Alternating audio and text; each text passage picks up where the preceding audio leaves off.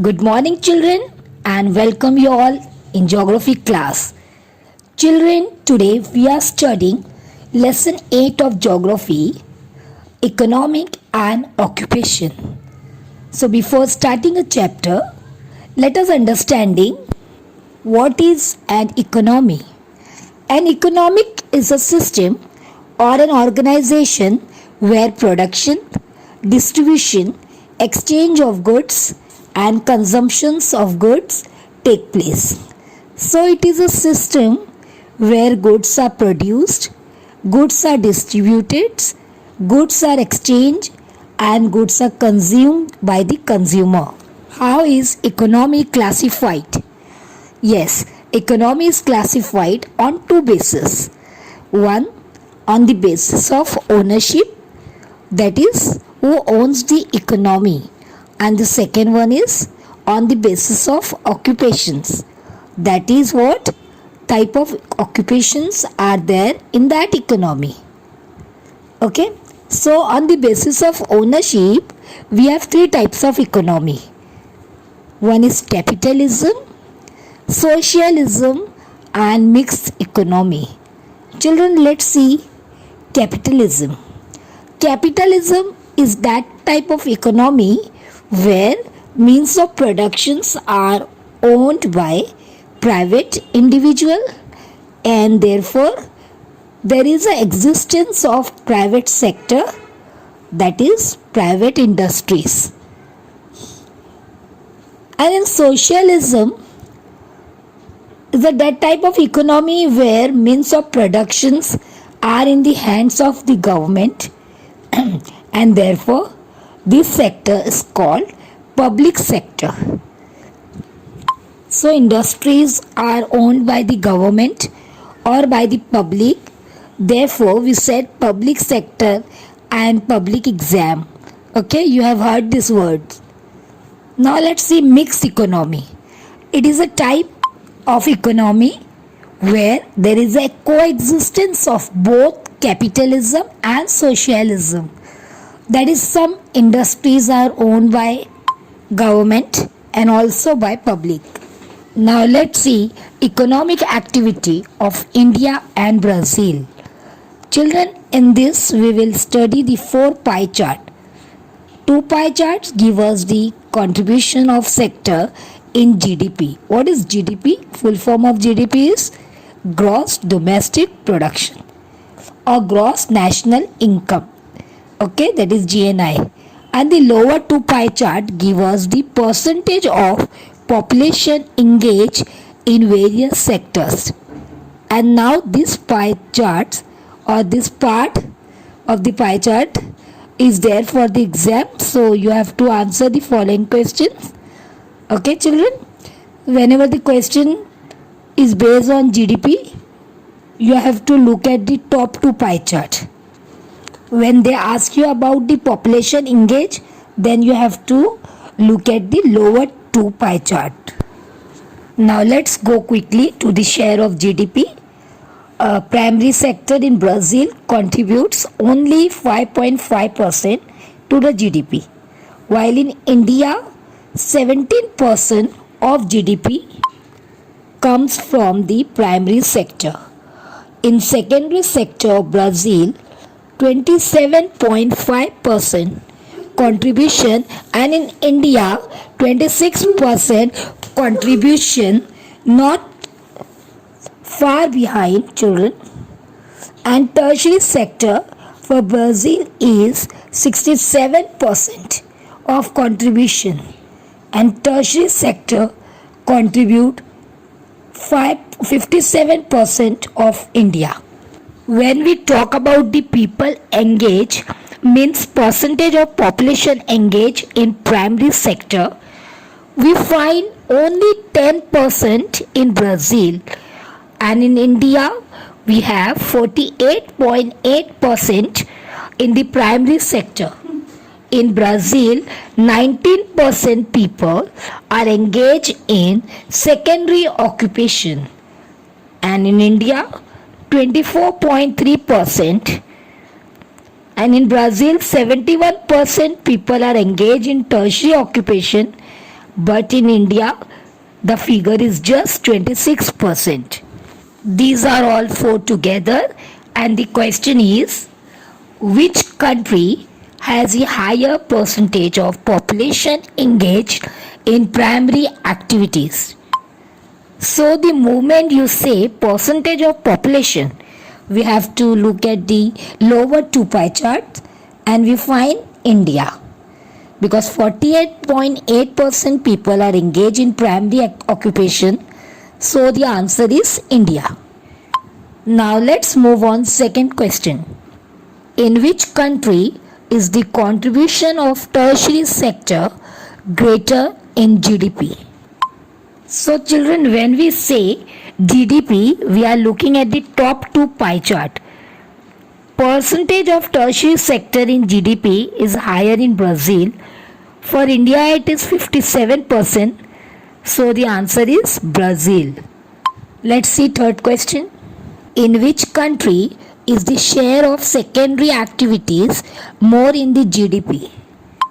Again, children, we have to look at the top two pie charts, and secondary sector is red color. Brazil is 27.5% for GDP and India it is 26%.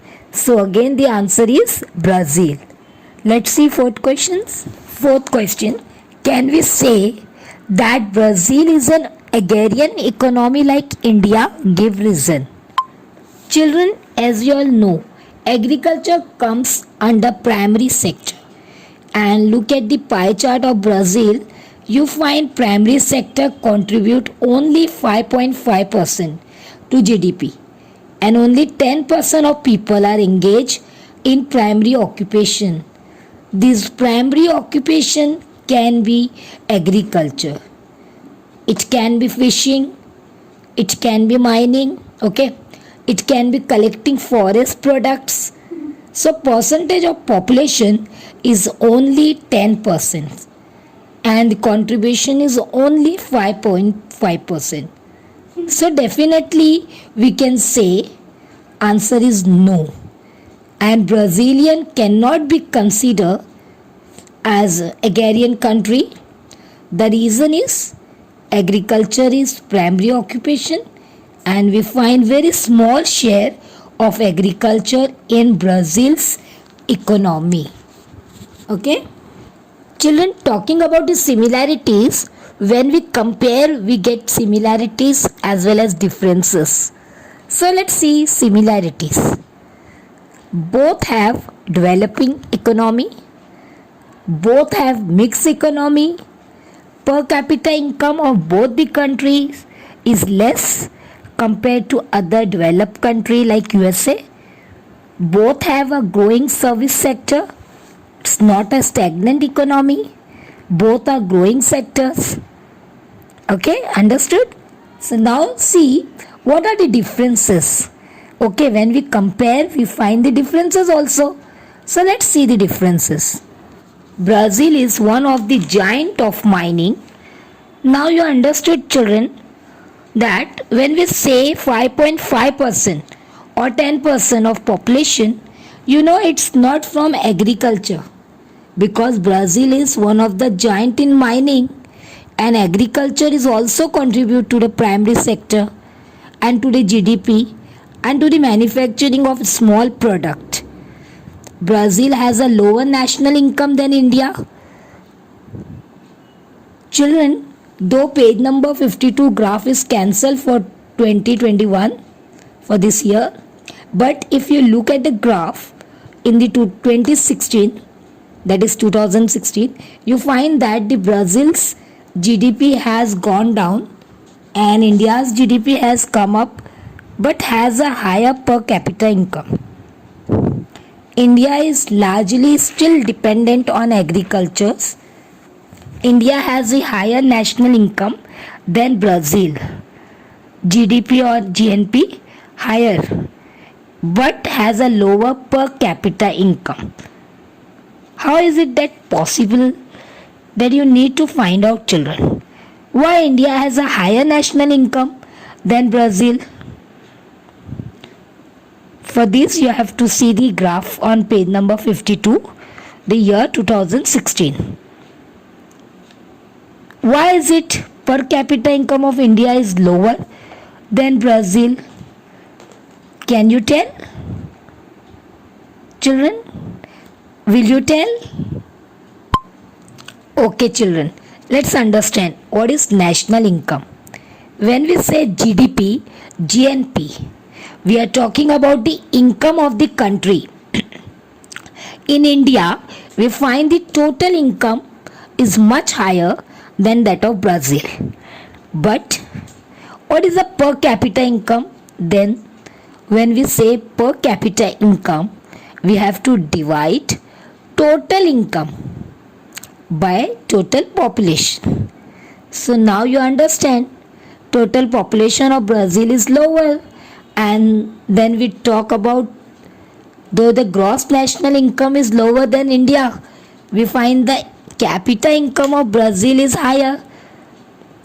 Okay, I will give you a simple example. Okay, you have a family of 2 people and they are earning 10,000, and so the GDP is 10,000 and per capita income is 10,000.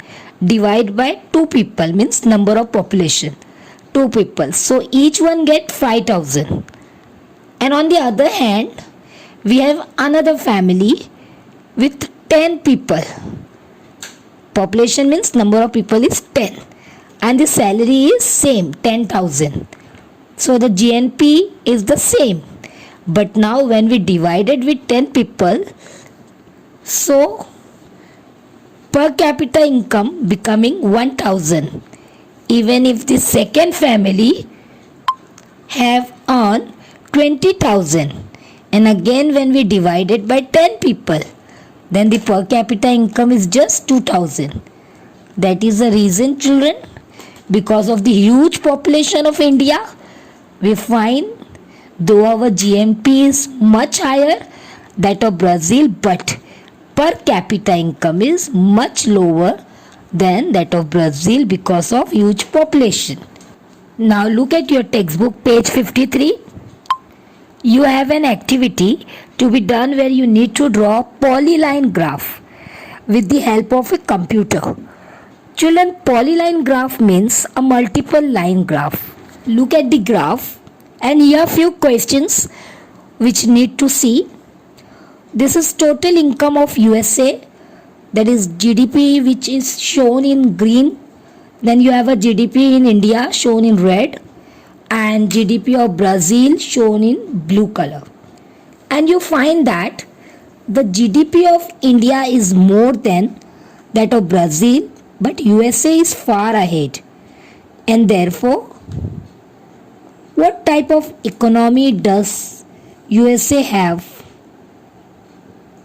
Yes, it is a developed economy.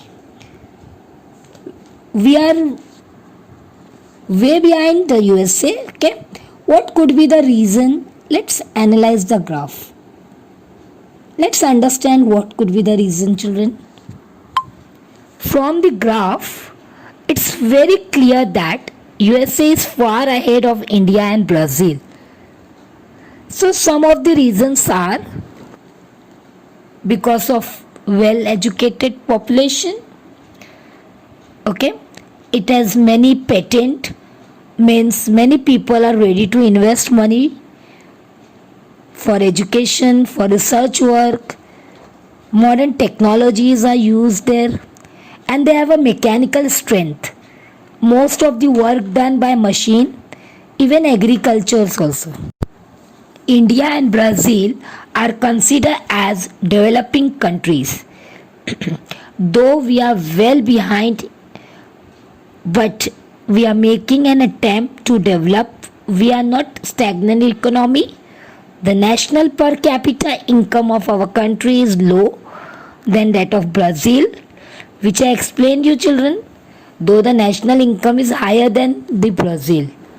Now let's see the major occupation in Brazil, like agriculture, mining and fishing. So children, historically I am speaking, Agriculture in Brazil was a major occupation in the past, especially when the Portuguese ruled over there, but later on, as the country developed, industrialization started gaining more speed, and as a result, mining activity was developed. So, secondary occupation grew along with mining activities. Talking about agriculture, we have major food crops like rice and corn, and many other commercial crops, cash crops like coffee, soybean. Okay, agriculture in Brazil is not practiced everywhere, not all over the country. It is practiced in certain regions, especially in the coastal regions and also in the highland regions. What could be the reason behind that, children? Yes, the availability of water as well as the humid climate and topography. The food crops like rice and maize is beside it. Commercial crops like coffees, cocoa, rubber, soybeans, sugarcane is also cultivated. Brazil has the largest exporter of coffee in the world. Two cities are exported coffees, and Minas Gerais and Sao Paulo. Children, we studied this is in chapter number 2. Brazil is the largest exporter of coffee. Beside this cash crops and food crops, Brazil has also grow fruits like banana, oranges and various other citrus fruits are grown. Along with agriculture, animal husbandry also take place in the southern region of Brazil due to pampas, a grassland, and also in the western side of Brazil. Children, if you look at the map, you find in the animals in Parana regions, Paraguay river basin and the pampas regions. As a result, we have a meat industry and dairy industries are growing in Brazil along with agriculture. Coming to the second major occupation in Brazil, that is mining. Children, as Brazil is a developing country, industrialization is taking place. As industrialization is taking place, large amount of minerals are needed and mining occupation are growing largely in Brazil. So the question here is, we'll see second question. In which part of Brazil has mining activity not developed? What could be the reason? Children, there are symbols for mining activities. You can see this map. You can see manganese, bauxite, iron ore, coal. You refer this map and you realize that Amazon river basin have not much of minerals at all. So what could be the reason? The main reason is highly inaccessible and dense forest. Not much research is done in this forest for availability of resources. Amazon river basin is not a plateau region, so mining is not practiced here. Considering the availability of resources, whereas the development of industries occur. Children, look at the map. You find coal in the southeastern part. You find manganese right in the top of the north, again below the Amazon. That is the eastern part. You can see the iron ore in the central plateau region and also in the southern part. You remember these are the regions with industries, so minerals are found in plenty. So in the south and southeastern regions are highest populations, or we can say populated regions. Okay. Mining in Brazil is centered on the eastern plateau regions. Even in the north, we have Guiana Plateau and we find manganese in the Guiana Plateau. So children, in the plateau, The major occupation will be mining. Iron ore, bauxite are found here. So Brazil is the second largest exporter of iron ore in the world. The last one occupation of Brazil is fishing. Children, if you look at the map, you find fishes in the northern as well as in the eastern coast of Brazil. Then, mean in the North and South Atlantic Ocean. Here two reasons are there for fishing. One is continental shelf, and the second reason is, you can look at the map, you can find the two arrows. Pink arrow going downwards and blue arrow is coming upwards. The pink arrow is coming from the equator, is a warm Brazilian current, and the blue arrow is coming from below, means it carrying cold wind, which are coming from the below, that carrying the cold water current. Okay, these are South Atlantic regions. I put a map here. This is a island as the Falkland Island in the south, and the cold current are coming from the Falkland and meeting with the warm current, means the Brazilian currents coming from the northern side. So whenever these warm currents are meet, the fish normally is found in abundance, and therefore fishing is a major occupation here. Children, here one question is there. Inland fishing is not developed in Brazil, though there is a large number of rivers in Brazil. Can you think a reason? Yes? Yes, children. Though we have Amazon river basin and other rivers in Brazil, and Amazon is the largest river, but in Amazon river, fishing is not carried yet because of inaccessible regions and dense forests, as you all know, and there are hardly any west flowing and south flowing rivers here. Brazil has a seacoast of 7,400 km. It has excellent fishing ground of the South Atlantic coast due to the meeting of the warm Brazilian current and cold Falkland current. Traditionally, fishing is carried out with primitive techniques and equipments, but now modern large vessels also being used among the fish. We have caught here, we have swordfish, lobster, shrimp and sardines. Fishing in Amazon river basin, which is called as inland fishing, is very small scale. Why, children? Yes, due to inaccessible regions. I hope, children, you understood till here. In my next video, I will be teaching you major occupation of India and the remaining part of this chapter. Till then, thank you. Goodbye.